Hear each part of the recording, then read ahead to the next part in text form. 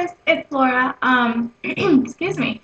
So I wanted to do another video changing my ostomy, but showing you how I changed my two-piece and also how I've kind of adjusted it a year later. When I did my video about how to change your ostomy, I was probably a month out of surgery.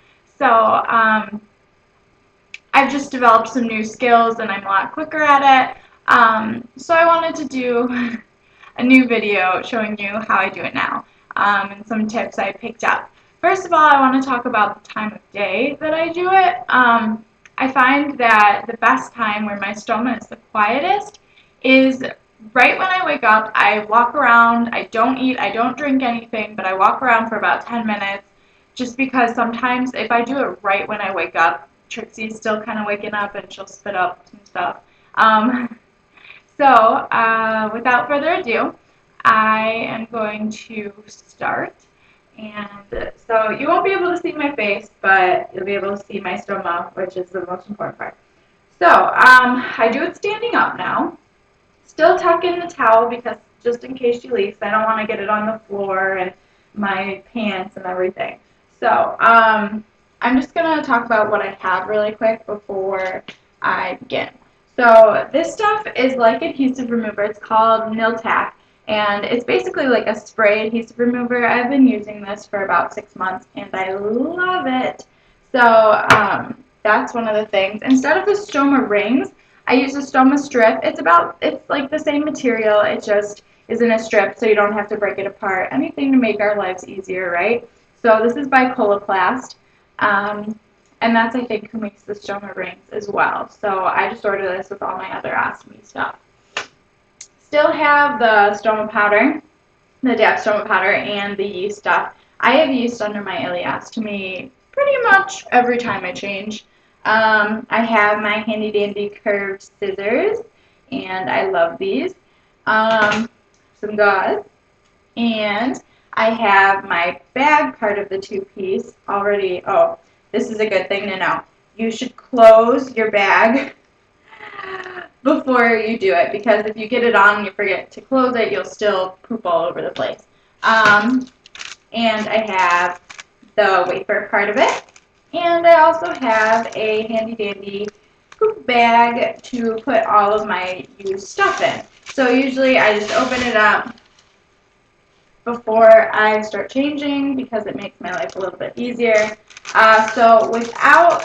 Before I take my bag off, I get everything as ready as possible.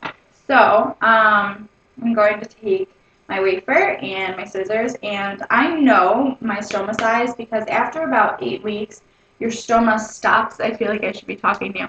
After about 8 weeks, your stoma stops changing sizes. So you kind of know where to cut and what the size of your stoma is. So I'm going to tuck this back in and start cutting. I'll try to do this where you can see, but essentially it's like the same as my first video, except I don't have to measure anymore, which is really nice. So my stoma is still a little bit oblong, so I have to cut a little bit extra at the top and a little bit less on the sides. So stomas can be any kind of shape. You just have to get used to what shape and size your stoma is. But once you do, it's not even hard to do. So my stoma looks like that, pretty much. So throw that away. Now, before we start, I'm still going to be preparing. I take the Coloplast strip, and around my circumference of my stoma, it's not as long as this whole Coloplast strip, so I tear off about half, and I can reuse the other half next change. So I just put it back in the little container.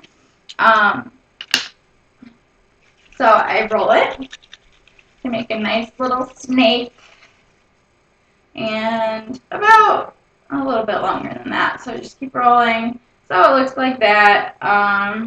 Very nice. I put that on top of my bag. And now we are ready to start changing my ileostomy. So, first things first, you can see my wafer is like really coming up. Just because I swam in the ocean with it, I went snorkeling in Florida. So I might not need to use all of this, but this sprays on really nice, and it dries really quickly, and then you just peel it off, and it's painless. So I'll just let that dry a little bit, and watch how easy this is. Peel it off. Okay, so I still take the bag, fold it over, pop it in my little bag over here. So, this is Trixie. She is kind of droopy right now because after the bag is on for a while, she kind of like droops over. She comes back up.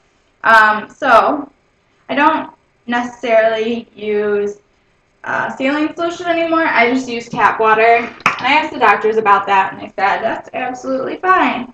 So, you just want to clean the skin that's been covered for a while. Let it breathe. It feels so good.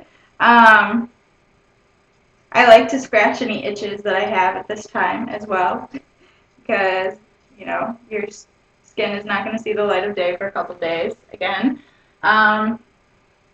So I just have a little bit of my stoma paste still around it, so I just clean that up if I can beforehand. I asked a stoma nurse about if it was okay if I had a little bit of residual stoma paste around my stoma, and she said that's fine because the heat kind of melts them into each other. But I still like to get off as much as I can before putting the new bag on. So that seems good.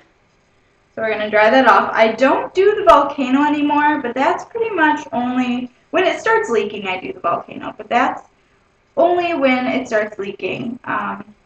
Because I found a time of day where Trixie is relatively quiet, I don't do it, but if she's being a pain in the butt or stomach, I guess, then I will do the volcano, trying just, you know, do the best that I can. So, we're all dried off. So next thing that I do is I just double check my measuring. So I put it on, and it looks like it's a pretty good fit. There's a little bit of skin there, so I might flip it over, see if this is a better fit. Looks like it is. So, as you can see, I don't know if you can see because it's really bright. I wonder if I close this, that'll be better.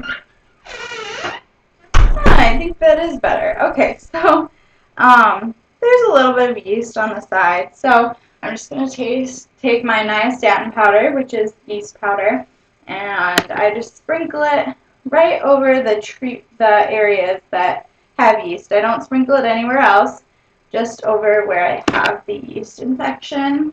And then I take my stoma powder and I put it right around my stoma, just because sometimes my skin gets a little raw, and then just sprinkle it kind of everywhere, make pretty patterns.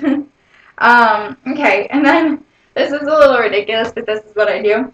I lean over and I pat the powder off, and then I take a piece of gauze and I just gently get rid of most of the powder. Now this creates a really good seal for me. So I asked a stoma nurse about how much powder you needed to have left on your skin, and she said almost none.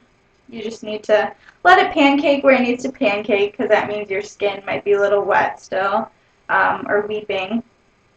And now I am ready to put this around it. So I just stretch it out, put it right as close to the stoma as I think is possible. Now this is sometimes where I get a problem. I push the stoma paste or the stoma ring around it, and when I press on my stomach sometimes, Trixie kind of like spits up a little bit of poop, and then I just wipe it, and as long as it feels like it's still a good seal here, if it gets a little bit of poop, then it means that it's not underneath it.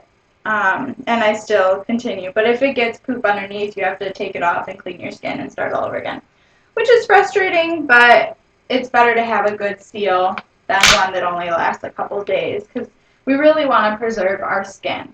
So you take this, I think it was actually this way around that I cut it, put it down right where it looks best, and as I said before, stretch your stomach so that it doesn't like crease in any weird places, so that the idea is that we want to be as comfortable as we can. If we put our ileostomy on like this, some skin might be bunched and then you can't really stand up straight. I've done that a couple times and that's just really unfortunate.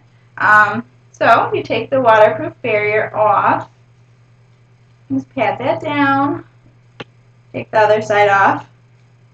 And for some reason, I don't know why, but last time I told you that my belly button is covered by the waterproof barrier, so I used to cut it. But now it's either like a smaller waterproof barrier, I think it might be, or just my stoma moved or something, but it doesn't cover my belly button anymore, so I don't have to do that.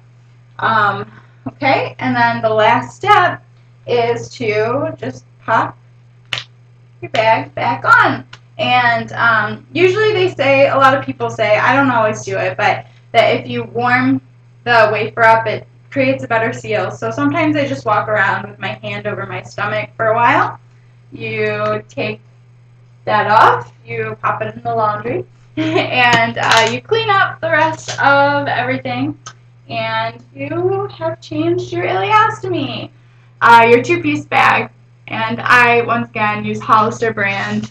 I should probably tell you. So I'm using 44 millimeter ring, like wafer, and it is number 14802 from Hollister.